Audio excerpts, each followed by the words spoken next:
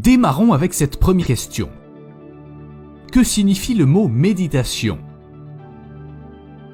Si on étudie son symbolisme tibétain, le mot méditation signifie littéralement « se familiariser avec ».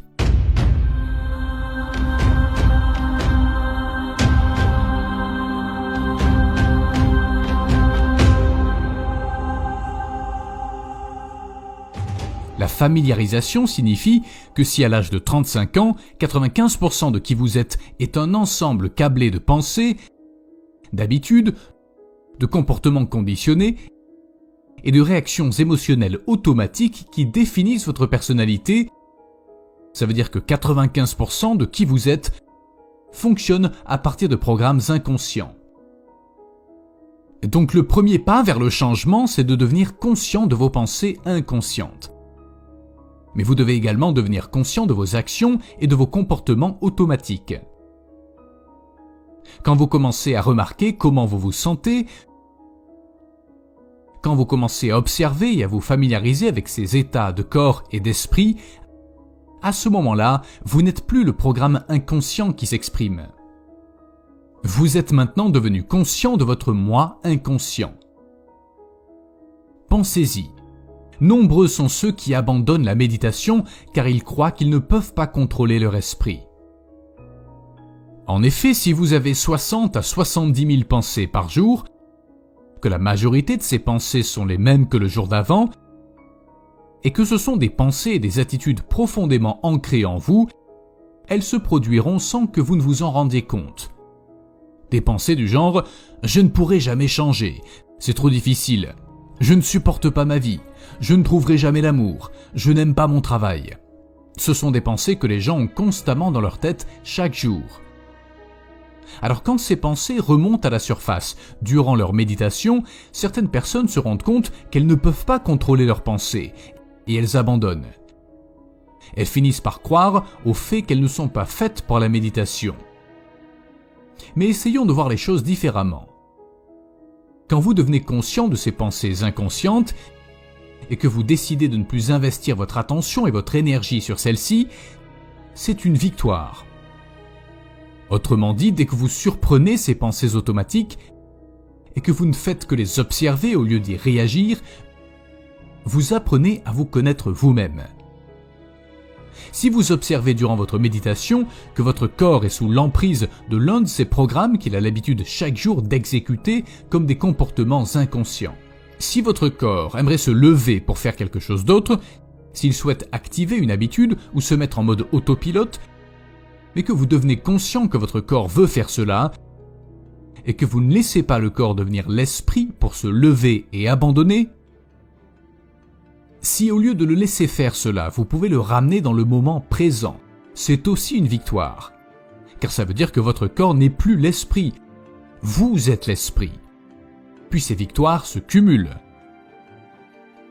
Chaque fois que vous travaillez à dépasser certains aspects de votre ancienne personnalité, il y a une libération d'énergie. Nous l'avons mesuré sur des pratiquants du monde entier.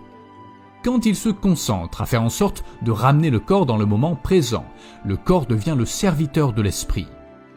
Et tout comme on entraînerait n'importe quel animal, tôt ou tard le corps finira par se soumettre. Quand ça arrive, il y a une libération d'énergie. C'est de l'énergie maintenant disponible pour votre guérison. C'est de l'énergie disponible pour vous créer un nouveau futur. Dans l'épisode précédent, nous avions vu que le processus du changement nécessite de briser les habitudes de l'ancien moi, puis de réinventer un nouveau moi. C'est faire de l'élagage synaptique et créer de nouvelles connexions neuronales. Il est donc évident que si vous voulez passer de l'ancien moi à un nouveau moi, vous devrez vous demander quel genre de pensée vous aimeriez activer et connecter dans votre cerveau, puis investir toute votre énergie dans ces nouvelles pensées pour qu'elles s'installent neurologiquement dans votre cerveau. Le fait de les activer et de les connecter encore et encore permettra l'assemblage de nouveaux circuits neurologiques. Les circuits neurologiques sont des groupes de neurones qui ont été activés et connectés ensemble et qui correspondent à une pensée, à un souvenir ou à un comportement. Le corps commence à assembler de nouveaux circuits afin que ça devienne automatique. Si vous continuez d'activer et de connecter ces pensées, qu'elles s'assemblent sous forme de réseaux neurologiques automatiques et que vous le refaites encore et encore, ces pensées vous deviendront familières. Ces pensées dans votre esprit deviendront une expérience, et l'expérience enrichit le cerveau. Maintenant, voyons ça sous un autre angle afin de comprendre la méditation. Si nous savons que nous vivons dans un passé familier, ou que nous vivons dans un futur prévisible. Si le passé familier représente ce que vous connaissez déjà, que le futur représente aussi ce qui est connu, et que la douceur du moment présent représente l'inconnu. Alors, si nous voulons faire des changements significatifs, afin que notre corps n'influence plus notre esprit, afin que notre environnement extérieur ne contrôle plus nos pensées et nos émotions, il paraît logique que la première chose à faire pour pouvoir méditer, c'est d'asseoir notre corps et de fermer les yeux, puis de nous déconnecter de tout ce que l'on connaît dans notre environnement extérieur, afin que moins d'informations sensorielles atteignent le cerveau. À partir de là, votre monde intérieur devient plus réel que le monde extérieur. Si vous pouvez asseoir votre corps et l'entraîner comme un animal, en lui disant « Reste ici, je te nourrirai, tu pourras voir tes emails, tu pourras lire tes SMS, tu pourras poster ce que tu veux sur Facebook, tu boiras ton café, tu pourras faire tout ça plus tard. Mais là tout de suite, tu n'es plus l'esprit, je suis l'esprit. » Votre corps suit un programme, et là où vous placez votre attention, vous placez votre énergie. Quand vous êtes assis durant votre méditation et que vous placez votre attention sur les émotions familières qui vous relient au passé, dès que vous repensez à ces souvenirs et que vous ressentez ces émotions, vous détournez votre attention et votre énergie du moment présent pour les gaspiller dans le passé.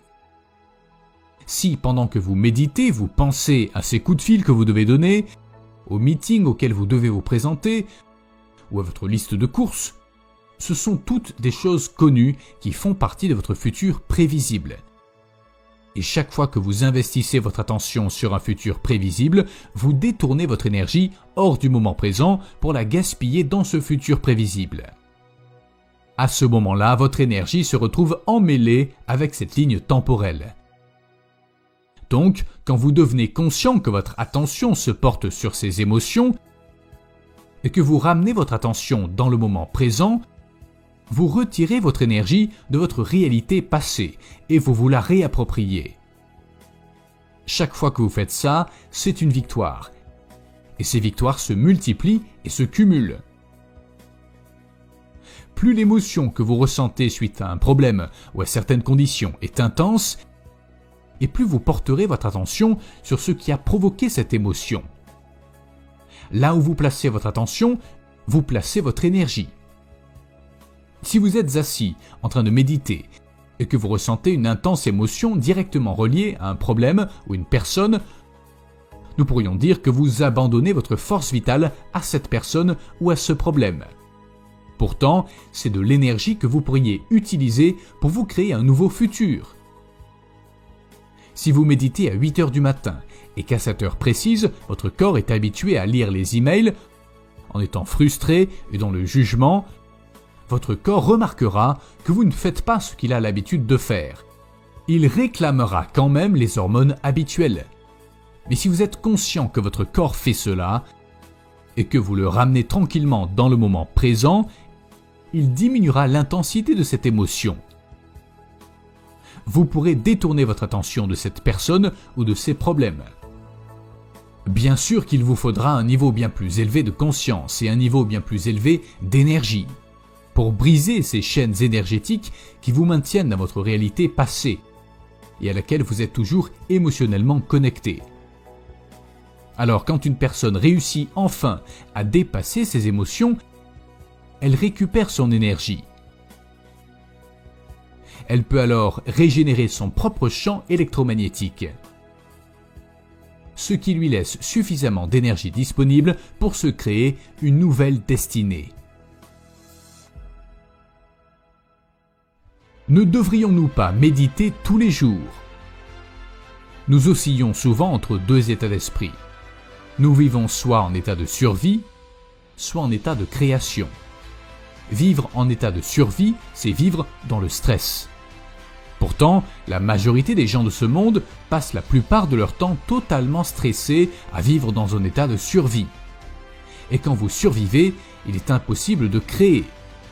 Dans le prochain épisode, nous verrons la différence entre l'état de survie et l'état de création.